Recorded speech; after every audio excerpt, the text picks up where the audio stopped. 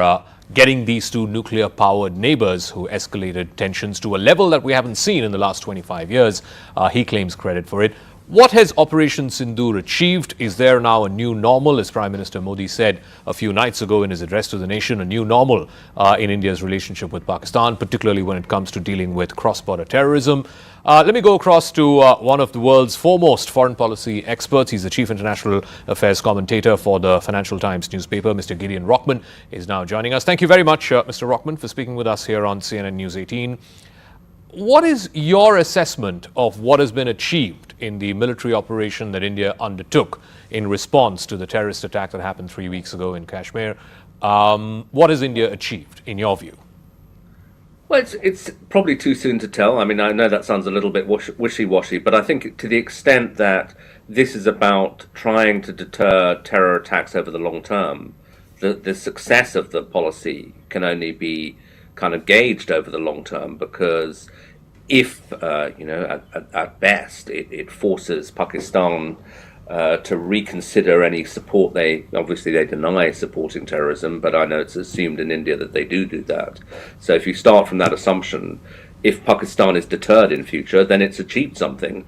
But if they aren't, then it hasn't. And then I think on the international side, it's a more ambiguous thing. I mean, I think that the Indians, my guess is, would be fairly disappointed with a fairly kind of equidistant approach that the United States seems to have taken, sort of said, both of you stop it, rather than, India's our ally, India's the country that's been attacked, and we back them to the hilt, which is kind of the position they took with Israel Hamas. Here they seem to have sort of said, well, we're not taking sides.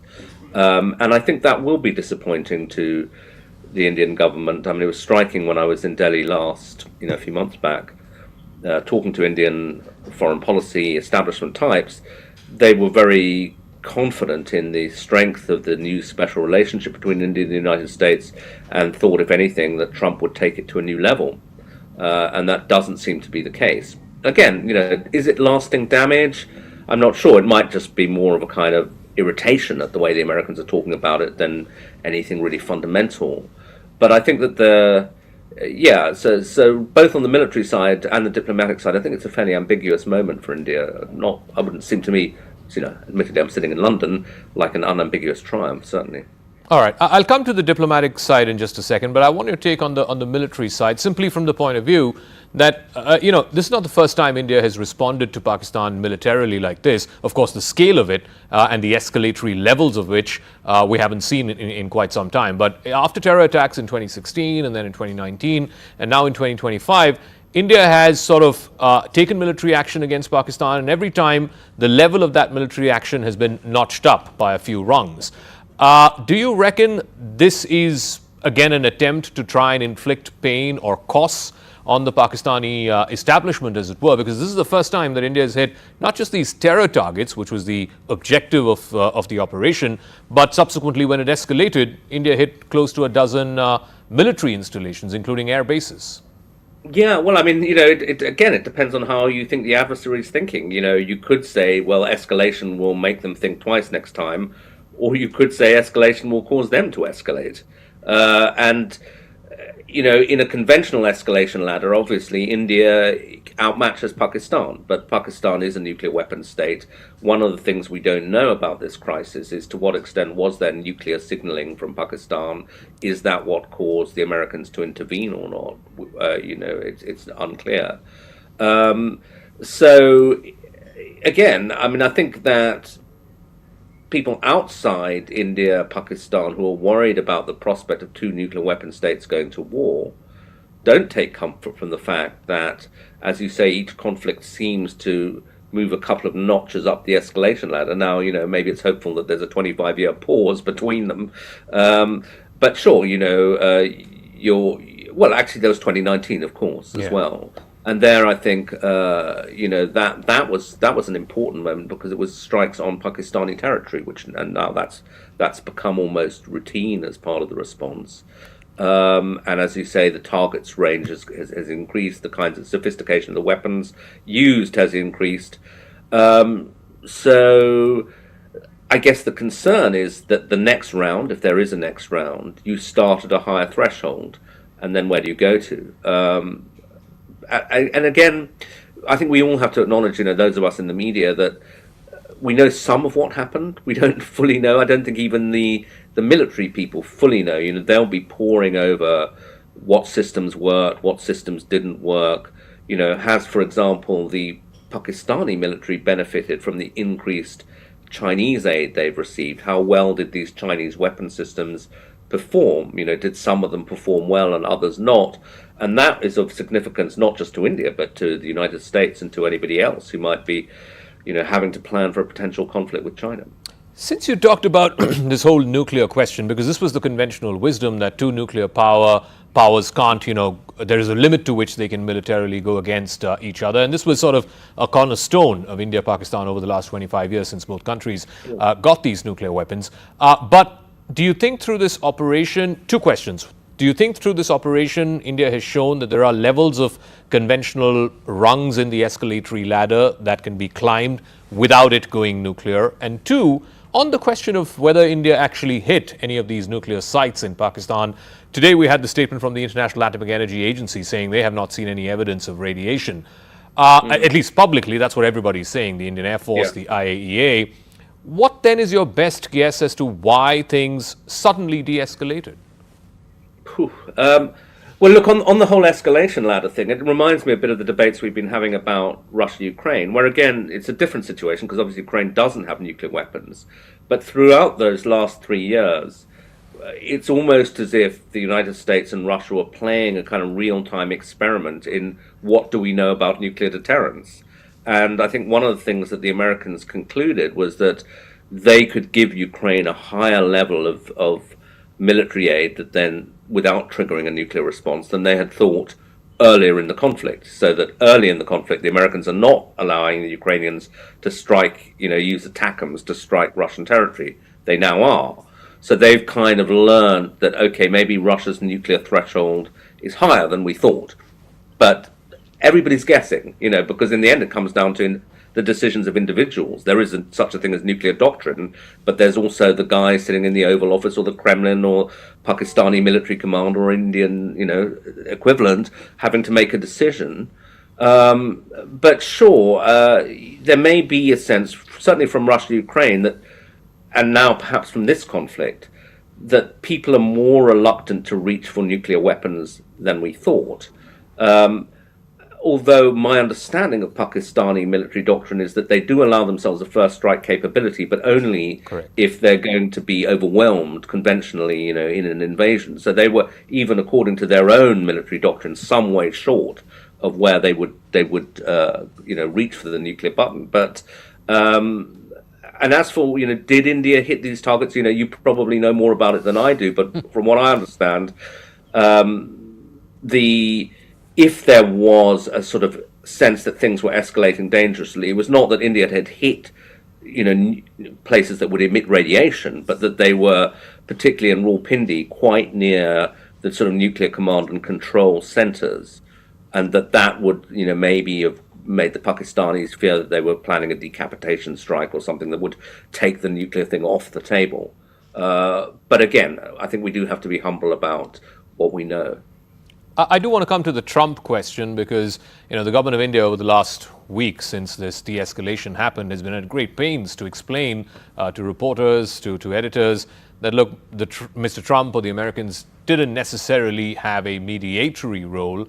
Yes, there were messages that were conveyed from India through the Americans to Pakistan and vice versa, but certainly no mediation. What really sort of upended their calculations, in their view, seems to be the post that he put on Truth Social at about 5 in the evening last Saturday, announcing to the world that he mediated and his people mediated, and India and Pakistan have announced a ceasefire. Why do you think he did that? Because was it just to claim credit? Was it Trump being a politician? And also, he's been trying to do the same thing with Russia and Ukraine with not much success. So, is it that he wanted a win? Absolutely. I mean, that's all Trump's interested in, is wins, and being able to take credit for things. And obviously, there is a tendency to think of him as a conventional American president and to think of there must be some sort of, diplomatic or political rationale behind this. But a lot of this is to do with his personality. have you ever seen anything that Trump could claim credit for that he hasn't attempted to claim credit for? This is a man who likes the story to be about him, particularly if he can claim that it was, his doing. And, he's often slipped into fantasy or whatever. And I'm not saying he has on this occasion. I don't actually know the full extent of the American role in this. But, even if it, for the sake of argument, was zero, Trump might well have claimed credit for it because that's just who he is. That said, you're right. I mean, that he set himself up as the sort of peace president, or the sort of famous ambition to get the new Nobel Peace Prize. He hasn't had much success. Initial success in Gaza, but then actually the ceasefire breaks down, and it's now a really pretty horrific situation. So that's not looking good. The Iran talks are very fraught and could even end in a conflict. Russia-Ukraine, he said it'd bring peace about in a day while they're still fighting. So it was, something that he would like to claim as a win. But I think it's also interesting to look a layer below at the role of J.D. Vance, because I think Vance is, if I can put it this way, a more organized thinker and, has a view that America should not get involved in much less in conflicts around the world, only when there's a direct national interest at stake. And even though he had a successful visit to India, his first reaction to this was to say, not our business, which is kind of in line with the way he thinks. And then I think the interesting thing is, why does Vance change his mind over the weekend? Was it this nuclear signaling? Was it just a kind of American reflex that he couldn't really rid himself of? So that in theory, he's saying none of our business, but in practice, the kind of superpower reflex kicks in, and they pick up the phone, etc., etc. And what lessons will he draw from that? And then I think, again, that there are too many different stories going around about exactly who said what to whom and in what order and who did, to disentangle yet. I mean, I think the real story may emerge over the coming months or maybe even years. But clearly, the Americans were very active for a while. I can't believe that had no impact. But I also find it difficult to believe that it was simply a case of America picking up the phone to Delhi and saying, stop it, and it's stopping. I don't think it worked like that either. You did mention about China and Chinese weapons a little earlier part of this conversation. So there's a lot of write-ups, news articles about how the Chinese fighter jets, the JF-17s, about other Chinese equipment, for the first time being battle tested in an operational scenario, and coming up trumps. Here in India, the government of India, again, yesterday they put out a press release saying how Chinese air defenses, which Pakistan uses, were penetrated during the operation and during the time of the escalation. So where do you see this whole China business sort of going forward? Because just before this terror attack happened and just before things escalated between India and Pakistan, India and China were just beginning to get back to a degree of normalcy in their relationship. You think that gets appended now?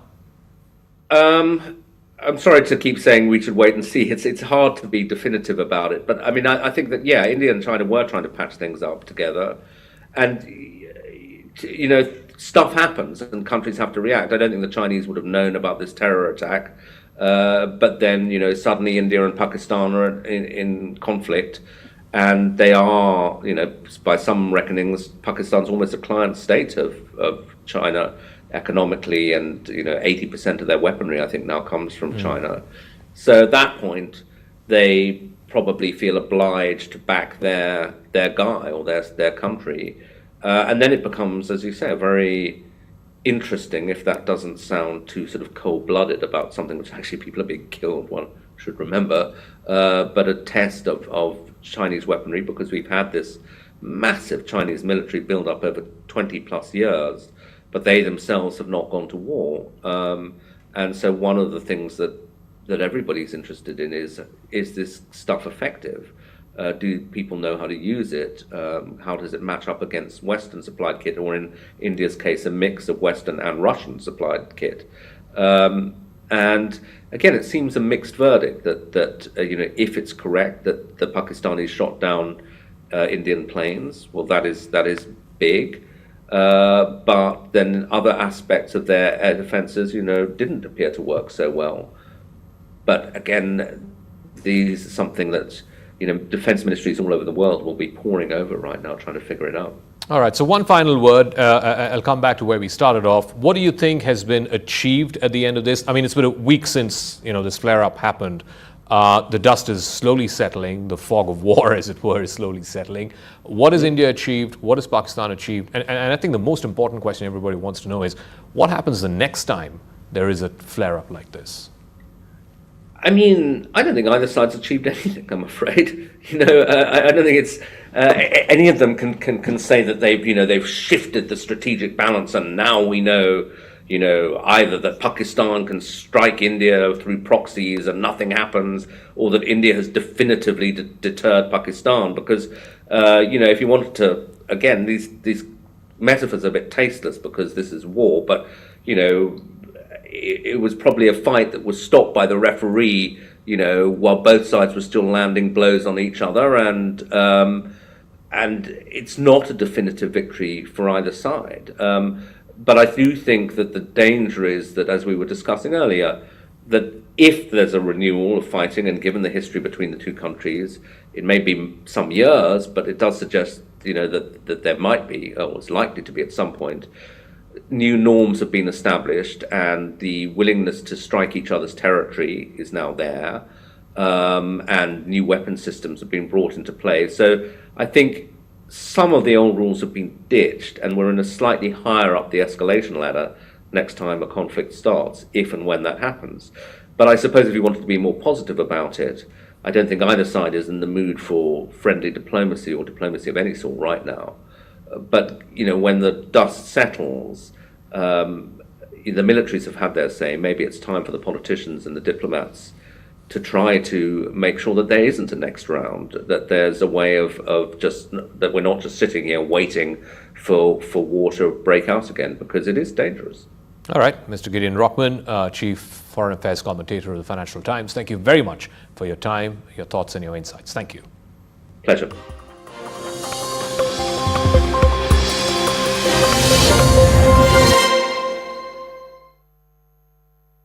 Co-presented by. This is News 18 Network.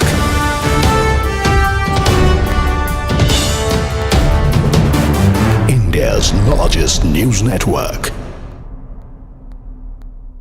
To the reports that were doing the rounds earlier about India hitting Kirana Hills in Pakistan, which, remember, houses their nuclear weaponry as well. Now, the global nuclear watchdog, International Atomic Energy Agency, which is popularly known as the IAEA, has said that there has been no radiation leak from any nuclear facility in Pakistan after the escalated military engagement with India. This is in response to a query on whether any nuclear incident or spill has been brought to the notice of the IAEA's Incident and Emergency Center. India had earlier denied hitting Kirana Hills in Pakistan, which allegedly houses Pakistan's nukes. I go back to Siddhant on that story. Siddhant, all the wagging tongues finally put to rest?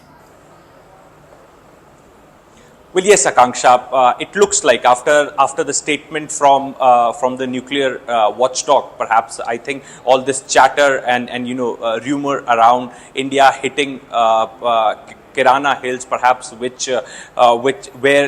Pakistan's nuclear arsenal have been kept. Perhaps the rumor and chatter will be put to an end, Akanksha. In fact, since 10th of May, there was chatter on social media platforms that India has hit Kirana Hills, and there is a radioactive.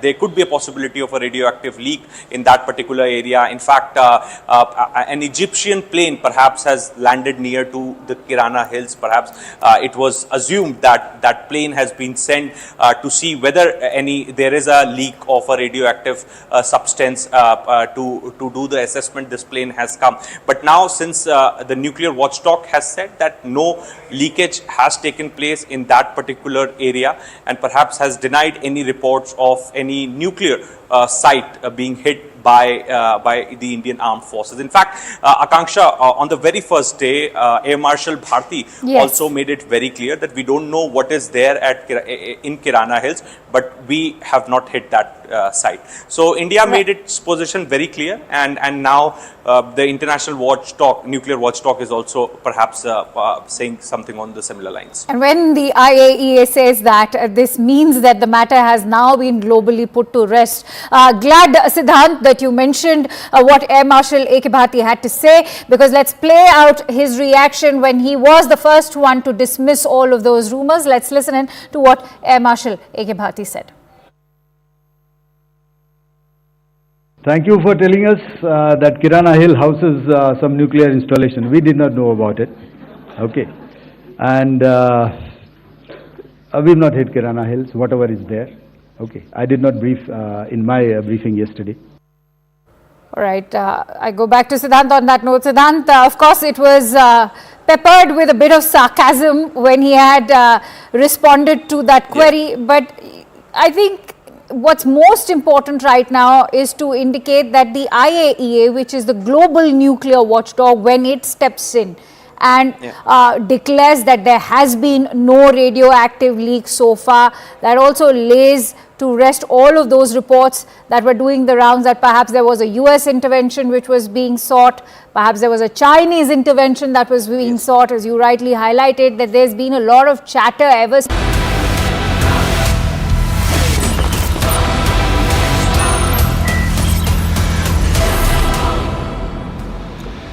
Viewers, focus on your screens for a few moments.